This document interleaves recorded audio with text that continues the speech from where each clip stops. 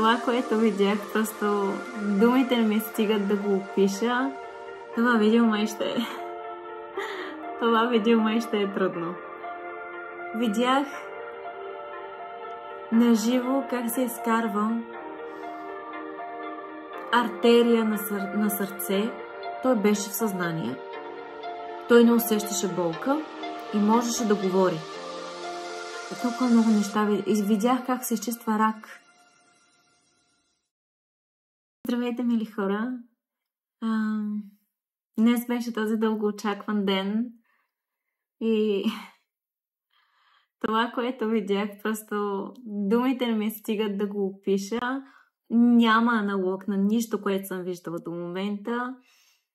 През годините в Англия съм работила и като медицински преводач по болници, така че смея да кажа, че съм виждала определени неща, но това няма аналог.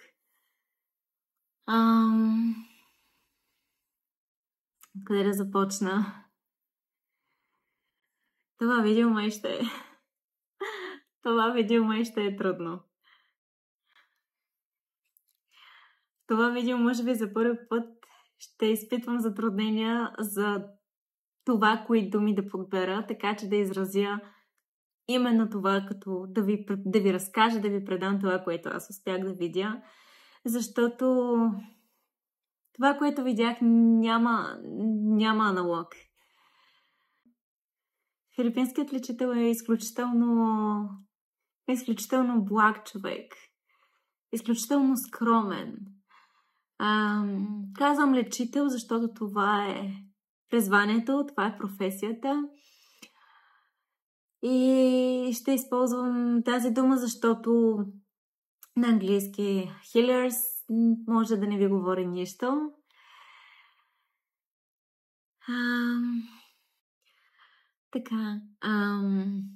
Ще ви разкажа някои неща, които днеска видях с очите си.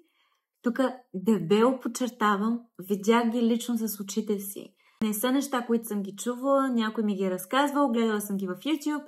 Не, това са неща, които лично днеска видях, лично преживях и бях на една ръка разстояние през цялото време, защото някои от хората, с които се събрахме да посетим Филипините, английски не им беше силен, заради което се налагаше да им превеждам. И това пък ми даде възможност да съм на една ръка разстояние от масата, на която всеки от нас легна, за да може да му се направи тази безкръвна операция. Така че коментари от типа: тези са шарлатани, защото си слагат каранти в ръцете, в ръкавици и така нататък. Да, може би ги има. Филипинците са изключително бедни хора, духовно са богати, успяват да бъдат невероятно усмихнати и щастливи предвид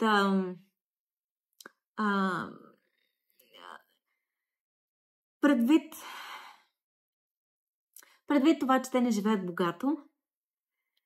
Но това, което сесията, която аз видях, на която присъствах днеска, тя си беше истинско. Беше истинско. Видях как се изкарват кисти от гърдите на жена. Видях как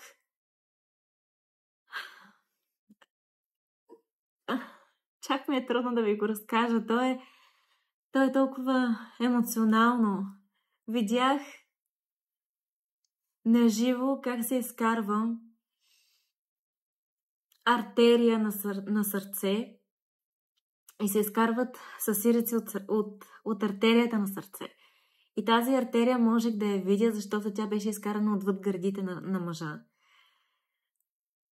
И след това видях със същото елегантно действие на просто... Казах ви, това видео ми е сложно да ви го разкажа. Просто опитвам се да ви го разкажа, но не ми стигат правилните думи да ви го обясня. Един мъж легна за болки в коляното и един мъж легна поради болки в дясното коляно на масата, за да му се направи интервенция. Изкараха се от коляното му различни проблемни, не знам дали са кисти или просто някакви образования, но те бяха, как да кажа, кървави. По същия начин, по който ги изкара от коляното, по същия начин после с едно, как да кажа, помазване на мястото с благословено олио, просто нямаше и следа. Просто забърсаха мястото, забърсаха коляното, попиха го с салфетки и нямаше там вече, нямаше следа от... Освен леката червенина, нямаше следа от разреза. А разреза тя го прави с пръста си. Буквално. Просто не знам как да го обясна. Буквално пробива кожата с пръст, след това с пръсти изкарва това, което трябва, което пречи на конкретното място и причинява дискомфорт. Не мога да навлизам в термини, защото аз самата не знам на какъв принцип точно работи това. Лечителят е жена и през цялото време тя казва: не благодарете на мен, благодарете на Святия Дух, който работи през мен. Не благодарете на това тяло. Тя възприемаше себе си като тяло, като опаковка. И дори настрахвам, като ви го казвам. Когато приключи работа с коляното на този мъж, тя каза: Святия Дух ми каза да продължа към сърцето ти. И в този момент аз превеждах на човека, който беше легнал за тази интервенция. И тя ми даде знак да спра да превеждам за известно време, докато приключи интервенцията, за да може човека да не е в очакване да се притесни. И когато стигна до сърцето му, тя направи разрез и изкара оттам нещо, което в последствие разбрах, че е артерията. Главната артерия, защото беше голяма. И тя помоли асистентката си за клещи, за пинцети, такива хирургически, с която с клещите успя да задържи, да издърпа до необходимата дължина артерията, а с пинцетите в момента, в който тя избутваше всъщност с сиреци от тази артерия. И в момента, в който този съсирек се приближаваше до ръба на артерията и вече можеше да бъде изкаран с пинцетите, тогава с пинцетите влизаха в употреба. И така я успя да изкара, мисля, че 4 съсирека от артерията. След това място беше помазано с олио и просто, как да кажа, все едно прибра, това би било правилната дума, прибра просто артерията към кожата и просто все едно потъна под кожата. Това е просто невероятно да ви го обяснявам. Дори чувам се какво ви говоря и осъзнавам, че ако не си го видял, няма как да повярваш. Нямаше фокуси, нямаше такива неща. Те просто бяха достатъчно много хора с достатъчно различни проблеми и оплаквания. И през цялото време жената в момента, в който изкарва, да кажем, киста на някой, тя просто си я примяташе, работи си я примята на ръката и ти просто ги виждаш 1, 2, 3, нали. После си изплаква ръцете, преключва с човека, то от тялото, кръвта, която е излезнала, се е попили с салфетки, ляга следващия на масата. И тя с чисти ръце. В смисъл такъв, няма нищо, което да държи в ръцете си. Нещо също интересно, което коментирахме с хората, с които се организирахме да дойдем до Филипините. В началото, преди да започнат лечебната сесия, всеки един минаваше индивидуално като на скенер при нея. Нямам аналогична дума, с която да ви обясна преживяването, но представете си скенер и тя минава през различни части от тялото и ви докосва.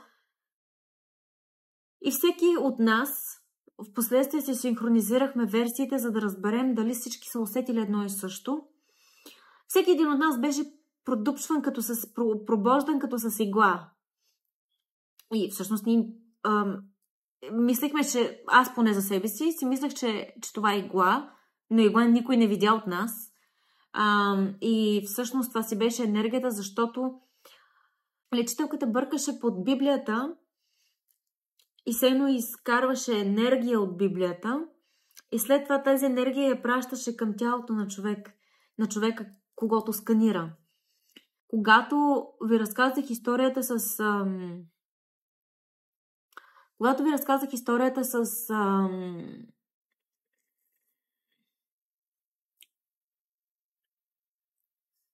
операцията на сърцето, човека беше в съзнание. Даже лечителката го питаше как си, боли ли те, чувстваш ли нещо. Човека казваше не, добре съм. И идеята ми е, той беше в съзнание, той не усещаше болка и можеше да говори. Това са 3 важни аспекта, които искам да подчертая. Не е бил в безсъзнание, не е имал анестезия и всъщност всеки от нас... Искам да ви разкажа толкова много и видях как кисти се изкарваха от гърда на жена, видях как се изкарват кисти от бъбрек, как се изкарват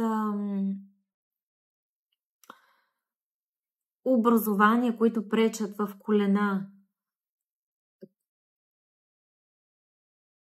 Толкова много неща. Видях как се изчиства рак. Една от жените е имала рак на дебелото черво, вследствие на което тя претърпява тежка операция. Премахнали са част от дебелото черво с оглед на това да премахнат рака с него. Но те са се съмнявали за разсейки. Преди да... Много хаотично да разказвам, знам. Когато отидем при тази лечителка, преди да минем на интервенции, на нас ни беше дадена тетрадка, в която да си напишем имената и да напишем заболяванията си, за да може тя да знае в началото към какво да се насочи. Преди на нея Святия Дух да я ориентира, дали не трябва нещо друго, което човека сам той не знае, че има като проблем, да се обърне внимание.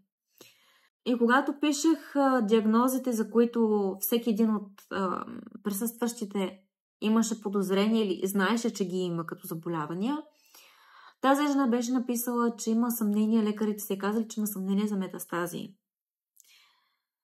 И лечителката, когато стигна до нея, тя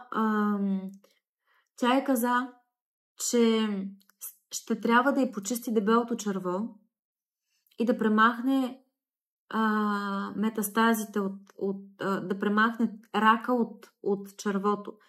И тя, жената, й каза, пациентката, така да я наречем, и каза, но те премахнаха, те изрязаха част от червото, където беше рака. И лечителката й каза, да, но не са го изчистили напълно. И сега ще ти го изчисти напълно. Имаше една друга жена, която има също рак. И на нея, понеже рака е в гърба, врата, има метастази към главата. И на нея пък и отвориха целият гръбначен стълб. Все едно, не знам, просто целият гръб просто все едно беше като разпорен. И се наместваше и се работеше върху него и се махаха метастазите, които са залепени по гърба, по гръбначния стълб.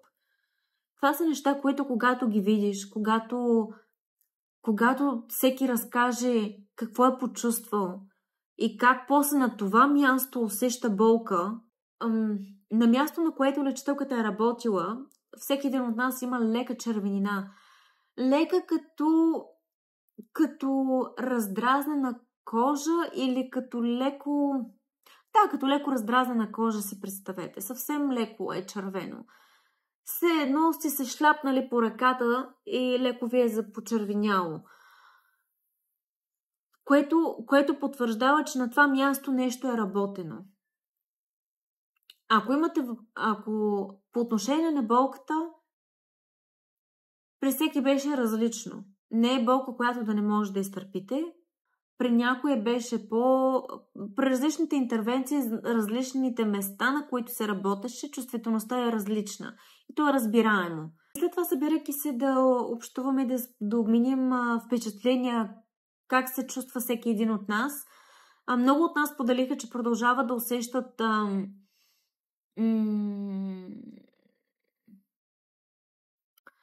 все едно имат рана под кожата.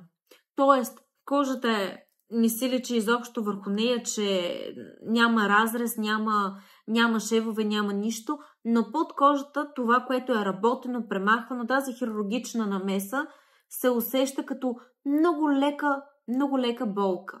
Много лека. Като болка е силна дума, но просто нямам по-подходяща дума в момента не откривам.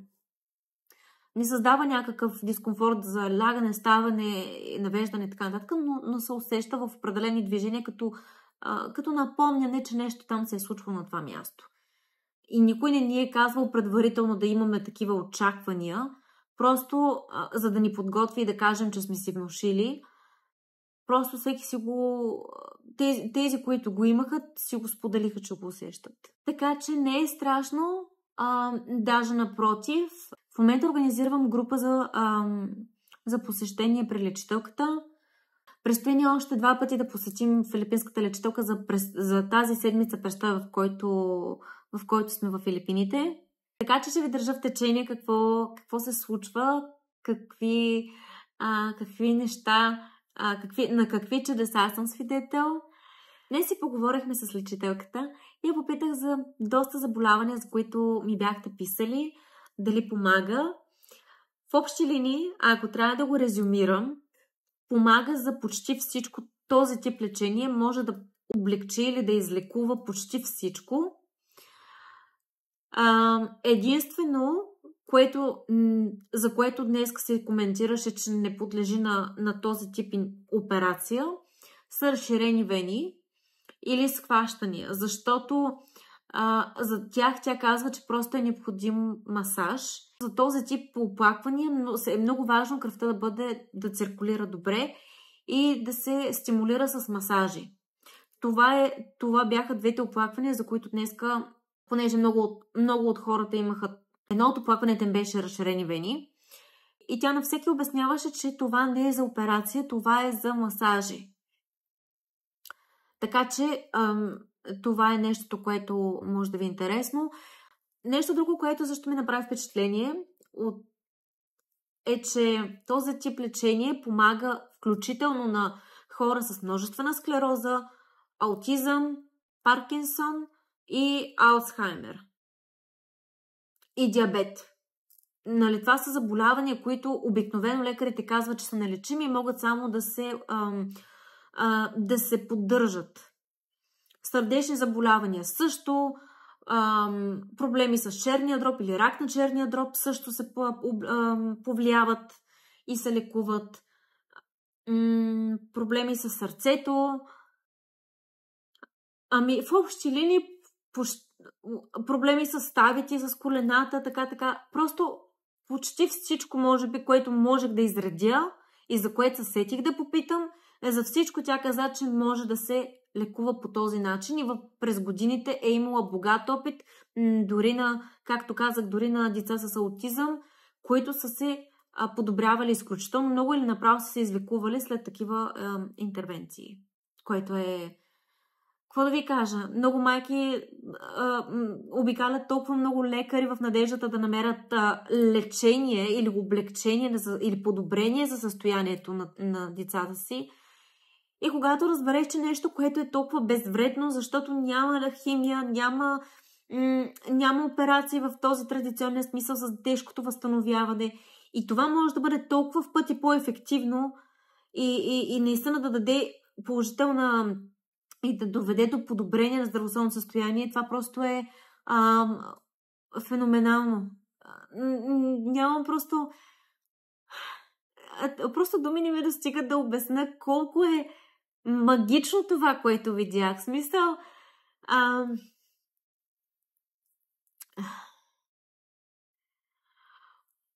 човек просто трябва да го преживее, за да се убеди. Каквото и аз да ви кажа, ако вие сте скептични и имате правото да сте скептични, защото аз самата, въпреки еуфорията си, имах здравия разум и скептицизъм, да допускам, че нещата може би няма да са такива или че може би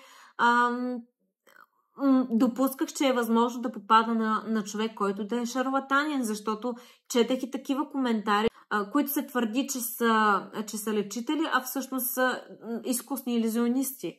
Но това, което видях, не беше илюзия, не беше трик. Аз просто можех да видя в ръцете и как...